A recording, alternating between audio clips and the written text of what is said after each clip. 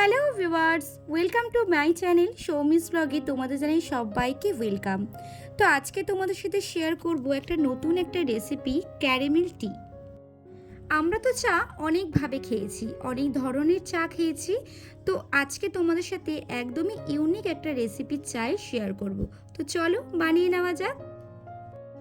তো ফার্স্টে এখানে চায়ের প্যানের মধ্যে আমি 3 কাপ চিনি দিয়ে দেবো। যেহেতু আমি 3 কাপ চা করব, ওর জন্য 3 চামচ চিনি দেবো। তোমরা তোমাদের মতো যে যেরকম মিষ্টি খাও সেরকমভাবে দিতে পারো।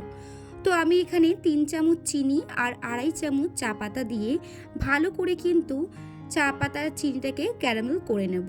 মিনিমাম 5 মিনিটের মতো কিন্তু ভালো করে গ্যাসের ফ্লেম লোতে রেখে, মাথায় রাখতে হবে গ্যাসের ফ্লেম যেন একদমই লোতে থাকে। তো ভালো করে নাড়াচাড়া করে নেব। আর দেখতেই পাচ্ছ কি সুন্দর আস্তে আস্তে কিন্তু একটা সোনালি কালারের রং ধারণ করছে। তো বন্ধুরা, তার আগে বলে নিই, আমার চ্যানেলটা যদি তোমরা কেউ এখনও সাবস্ক্রাইব না করে থাকো, বলবো প্লিজ সাবস্ক্রাইব করার অনুরোধ রইল। তোমাদের বাড়িতে যদি কোনো গেস্ট আসে, তোমরা কিন্তু এই রেসিপিটি অবশ্যই একবার ট্রাই করো।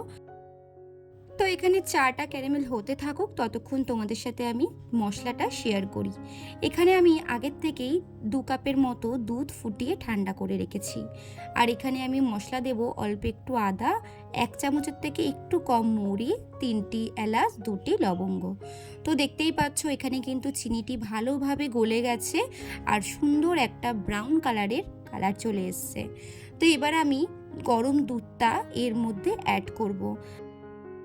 আজকের রেসিপিটা যদি তোমাদের ভালো লেগে থাকে তাহলে অবশ্যই একটা লাইক, কমেন্ট, শেয়ার করে দিও।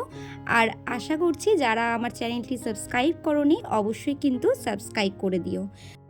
চাটা কিন্তু এখানে ক্যারামেল হয়ে গেছে। এবারে আমি এখানে অ্যাড করব দুধটা কিন্তু আগের থেকেই আমি গরম করে একটু ঠান্ডা করে নিয়েছি। তোমরা চাইলে কিন্তু লিকুইড দুধও করতে পারো বা গুঁড়ো দুধও করতে পারো, বাট এখানে ঘন দুধে করলে কিন্তু এর স্বাদ খুবই ভালো আসবে। তো তোমরা যারা চাইবে তোমরা ঘন দুধেও করতে পারো বা আবার জল মিশিয়েও করতে পারো। তো এখানে আমি একদমই ঘন দুধে করেছি, এতে কেরও কিন্তু চায়ের টেস্টটা খুবই ভালো আসবে।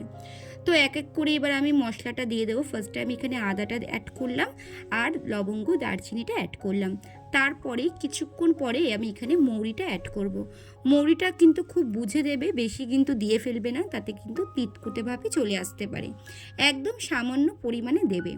তো তারপরে দেখো গ্যাসের ফ্লেমটাকে একদম হাইতে রেখে 3 থেকে 4 বারের মতো ভালো করে কিন্তু আমি এখানে ফুটিয়ে নামিয়ে দেবো। তোমরা চাইলে এই মৌরি আর এলাচ গুঁড়োটাও কিন্তু করে রাখতে পারো, যখন তোমাদের প্রয়োজন হবে তখন তোমরা ইউজ করতে পারো। তো এখানে আমার চাটা একদম রেডি হয়ে গেছে। আর দেখতেই পাবে চায়ের কালারটা কতটা সুন্দর এসছে আর কতটা টেস্টি হয়েছে খেতে। তো বলবো প্লিজ একবার তোমরা বাড়িতে ট্রাই করো আর কমেন্টস করে জানিও কেমন লাগলো। তো আজকের মতো ভিডিও আমি এখানেই শেষ করলাম।